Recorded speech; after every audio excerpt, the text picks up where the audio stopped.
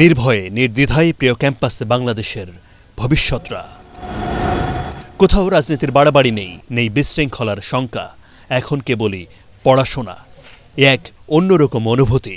ঢাকা বিশ্ববিদ্যালয়ে তাদের এই পদচারণা নতুন শুরুর জানান দিচ্ছে। এতদিন আমরা ভাবতাম যে আমরা দেশের বাইরে চলে যাব, তো তখন আমি দেখলাম যে এরকম একটা খুব ভালো একটা চেঞ্জ আসতেছে। সবাই ভাবতেছে যে সংস্কার হবে, আমরা দেশের জন্য কিছু করব।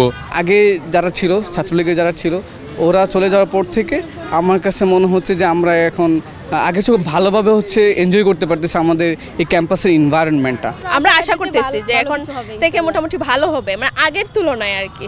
আগে মনে করেন যে দলীয় যে টিচাররা ছিল বা তাদের ক্ষমতা বলে ওনারা বিভিন্ন পজিশনে ছিল, তো এটা হয়তো এখন আর মানে ওইরকমভাবে থাকবে না। আবু বকর সিদ্দিক মার্কেটিং বিভাগের ছাত্র। তার জীবনে আছে নানা চ্যালেঞ্জ, আছে বিশ্বাসও।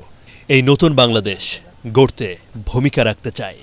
চাকরির ক্ষেত্রে যে দুর্নীতিগুলো ছিল, বিসিএস এর ক্ষেত্রে যে দুর্নীতিগুলো ছিল, ওইগুলো যদি এখন না হয়, যোগ্যতার ভিত্তিতে যদি মানুষ চাকরি পায়, তাহলে তারা বিদেশে যাওয়ার প্রবণতাটা কমে যাবে এবং তারা দেশে থেকেই দেশের উন্নয়নে তারা ভূমিকা রাখতে পারবে বলে মনে করি।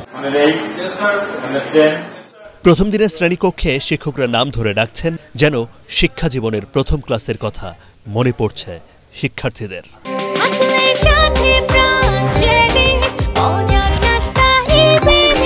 টিচার যখন আমার নাম ধরে ডাকলে আমি ইয়েস স্যার বললাম, তো তখন আমার মনে হচ্ছে না অনেক দিন পরে আজকে আমি আমার লাইফে ফিরে এসেছি। নয়তো আমার একটা মানে অস্থিরতা কাজ করতো যে কতদিন এটা ঠিক হবে, আমরা আবার কবে ক্লাসে আসবো এবং আমার রেগুলার লাইফ কবে শুরু হবে। নয়তো একটা ডিপ্রেশন আমাদের মধ্যে কাজ করে।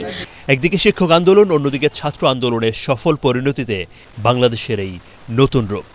কোনো অত্যাচার নাই, সুন্দর একটা পরিবেশে আসি, আমরা পড়াশোনা করতে পারছি। হল কর্তৃপক্ষ আমাদের বরাদ্দভাবে, লিগাল বরাদ্দভাবে সিট দিয়েছে, আমরা খুব সুন্দর সিটে আসছি এবং ক্লাস করছি। সব মিলায়ে খুব একটা আনন্দঘন মুহূর্ত আমরা উপভোগ করতেছি। 700টা কোশ্চেন বিক্রি হয়েছে, যেখানে সিট আছে 516টা। মানে আপনি বাংলাদেশে ওই পর্যন্ত কোশ্চেন কিনেও সেফ ছিলেন না।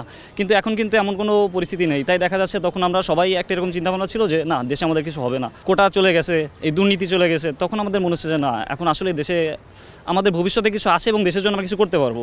ঢাকা বিশ্ববিদ্যালয়ের এই নতুন শুরুর আগ মুহূর্তে স্মরণ করা হয় বৈষম্য বিরোধী ছাত্র আন্দোলনের শহীদদের। কার্যকরভাবে এই কার্যক্রম চালিয়ে নিয়ে যেতে পারবো এবং ঢাকা বিশ্ববিদ্যালয়ের প্রতি সারা জাতির যে প্রত্যাশা, তার অন্তত কিছুটা হলেও পূরণ করতে পারবো। আগামী 30 সেপ্টেম্বর থেকে শুরু হবে 2023-2024 সেশনের ক্লাস। শিক্ষক শিক্ষার্থীদের সম্পর্ক উন্নয়নে কাজ চলছে, আলোচনা চলছে বিভিন্ন দ্বন্দ্ব নিরসনের। শান্তি ফিরেছে ক্যাম্পাসে, স্বস্তি ফিরেছে হলে। এই নিয়ে সবাই মনে করছেন যে তারা এই দেশে থেকেই দেশের জন্য কিছু করার পরিকল্পনা এখন আঁকছেন। আদ্দিন সজীব, এটিএন বাংলা, ঢাকা বিশ্ববিদ্যালয়।